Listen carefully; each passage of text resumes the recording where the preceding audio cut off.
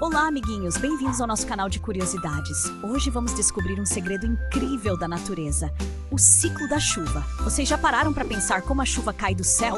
Então preparem-se para uma aventura molhada de conhecimento. Vamos lá! O ciclo da chuva é como uma grande viagem que a água faz pela natureza. Ela não para quieta. Primeiro, o sol aquece a água dos rios, lagos e oceanos e ela vira vapor. Isso se chama evaporação. Depois, esse vapor sobe para o céu e forma as nuvens. Esse processo é chamado de condensação. Quando as nuvens ficam muito pesadas por causa de tanto vapor, as gotinhas de água se juntam e...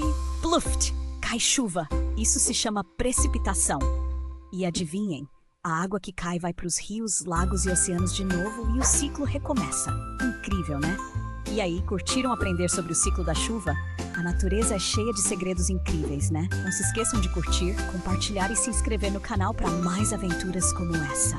Até a próxima, amiguinhos!